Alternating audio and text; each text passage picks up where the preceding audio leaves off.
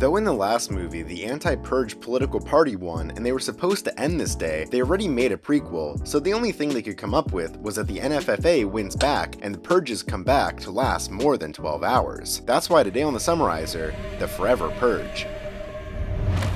This is the story of Juan and Adela, a couple living in Mexico that for unknown reasons have decided to cross illegally into the United States. So they pay some guys, they get into a tunnel, and there's a scene that scares no one.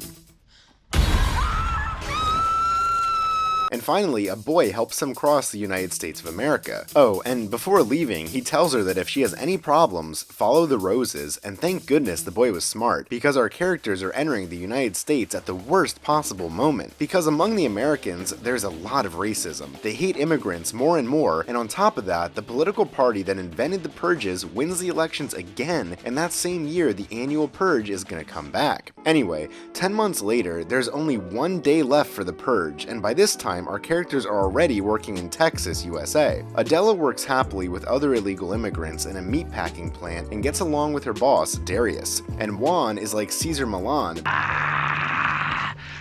but with horses, and he works for the Tucker family taking care of and taming the horses of the farm. But the Tucker family is a bit racist. They have all Mexican employees and they don't like their children to speak Spanish. Oh, and by the way, let me introduce you to them, because they are also going to be the main characters of the movie. The old man is Mr. Tucker, who is the one who treats the employees the best, and also gives them the purge protection bonus to take care of themselves on the day of the purge. Then there's his son named Dylan, who doesn't like Mexicans very much, and also doesn't like the fact that Juan can tame his horses and he can't, so he treats him pretty shitty. And then there's Dylan's wife, whose name is Emma and she's pregnant, and Dylan's sister, whose name is Harper and isn't pregnant. Oh, and then there are Juan's co-workers, TT, who is his friend and is a good guy, and Kirk, who is completely crazy and wants to use the purge to kill rich people. And now it's time for the purge. People start to gather in the street a couple of hours before they all go home, and Juan and Adela are picked up by a bus to take them to a safe place. When they get there, they pay some guys to protect them. They hide, and on the other hand, the Tuckers close their house, and now the 5th purge of the franchise begins. This is your emergency broadcast system announcing the commencement of the annual purge sanctioned by the US government. As in all the previous movies, during 12 hours, all the crimes are legal. The politicians still have immunity, and well, the same thing happens as always. People spend a lot of money on weapons to purge, go out with dogs, and kill people while our protagonists stay hidden.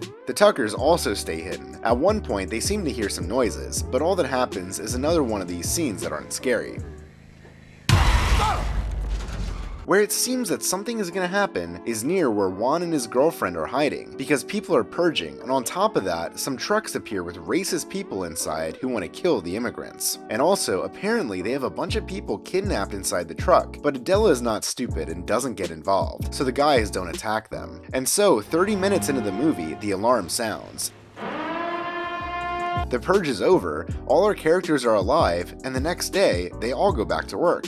Yes, everybody goes back to work like a normal day. Even though the streets are a mess, it's full of blood and dead people, and most likely, when you get there, a lot of your coworkers will be dead. But still, everyone goes to work, and then strange things start to happen. In the Tucker house, the cameras don't work, and when Dylan goes to the barn, some guys with guns show up. And on top of that, a journalist is murdered on TV. In Adela's work, there's a goat locked in a cage, and she has the great idea of freeing it.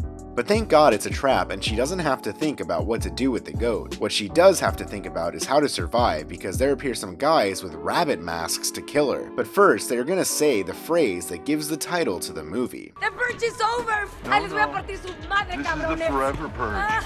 It's never stopping. Oh, that's why they call it that. Anyway, the trap takes a lot of time to kill her, and besides, she is the main character of the movie. Yes, that's true. So her boss appears and they start fighting for their lives.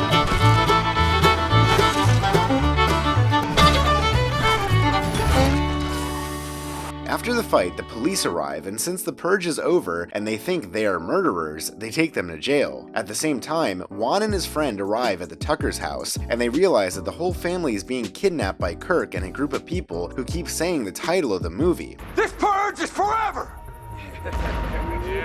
This is the real purge. He said it! Our characters go to look for a couple of weapons, and although it doesn't take them long to find them, Kirk kills Mr. Tucker, and now our protagonists appear to save the family. In the shootout, Kirk is killed, and all our good characters escape in a truck. Meanwhile, Darius and Adela are in a police truck, but the city is a mess. People are completely crazy and are killing each other. On the way, I don't know how, Juan finds out that they are taking his girlfriend to the police station, so they all go to look for her. At one point, the street is blocked, so Juan, his friend, and the blonde go to look for her by foot. But still, they hit police van with a bazooka, and on top of that, the Tuckers are also attacked by some guys, but Dylan takes care of the situation.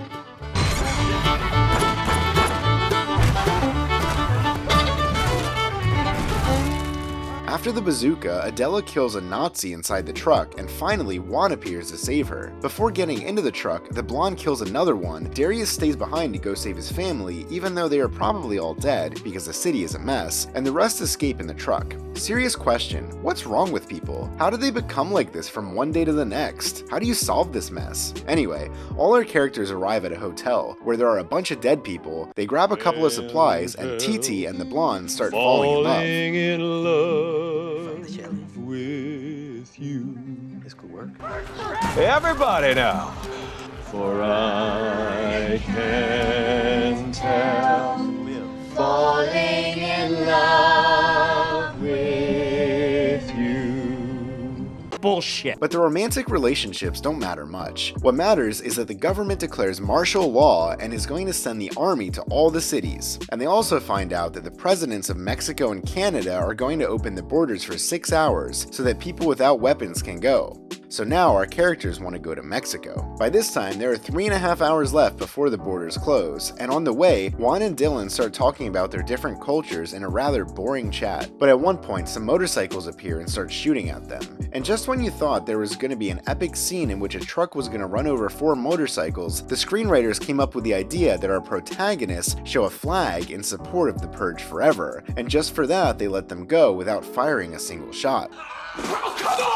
Later, they reach the city where there's already the army, and the truck breaks down, so they have to continue on foot. For about 3 minutes they walk. Nothing happens, they cross the street and things like that, but nobody shoots at them. Nobody gets killed, and it's kind of boring. But at one point, the tank appears, and I don't know why, but it shoots them. They are all alive anyway, only Adela is locked inside the theater with Emma. The rest turn around to find the girls, and while Adela kills a couple of guys inside the theater, the rest see a bunch of things that have roses on them, which apparently are signs left by Mexicans to guide them or something. The point is that they keep looking for each other. Adela steals a gun, and there she tells her that she was from an anti-cartel defense group, and that's why she had to escape to the United States. Oh, and that is also the explanation of why she knows how to fight, use weapons, and those questions that no one asks when watching a Purge movie. There appear some guys with guns, but they don't kill them. They make them hand over the guns, and since they are from the racist group, they tell the family that if they kill the Mexicans, they'll let them escape. But the Tuckers learn that racism is bad, and they are good people, so they say no. No fucking way! So they first shoot Titi, I didn't see that coming. and just as they are about to kill Juan, the army shows up to save them. In the middle of the shootout, Juan kills the blonde Nazi woman, and all our protagonists escape. Adela arrives at a place where there are the marks of the roses that the boy from the beginning had told her about, and there appear other Mexicans to help them. The place is full of people, and Juan, Dylan, the pregnant woman, and the blonde also appear. And though they get a bit sad when they find out about Titi's death, they have more important problems, because they close the border, because the country's a disaster, and because a lot of army soldiers are dying. Anyway, it's not a big problem because Chiago appears. I didn't introduce him before because there are too many names, but he is a guy who appears on TV and is against the purges. Oh, and he also knows the way to take them to Mexico, so he is going to help out our protagonists. When they're about to arrive at the crossing point, the Nazis show up with a bunch of guns, so while the rest of the people go down to cross to Mexico, our protagonists stay behind to fight. This is Outlast.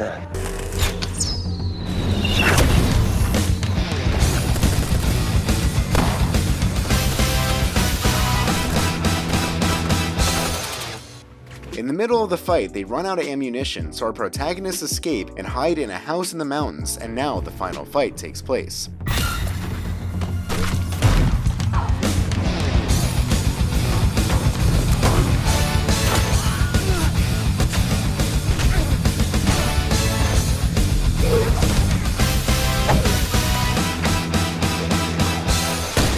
Anyway, they all cross to Mexico. Dylan goes to the hospital, and there his wife and their daughter, who, as she was born in Mexico, I guess she is Mexican. I don't know. The important thing is that the United States is a disaster. Everyone is killing people and everything is on fire. And you are probably wondering, how are all these people going to live? How are they going to feed themselves? What's going to happen to the country? Well, No idea. that was the Forever Purge. Comment which series or movie you'd like me to summarize for future videos. See you later. Gotta work. Okay. Bye.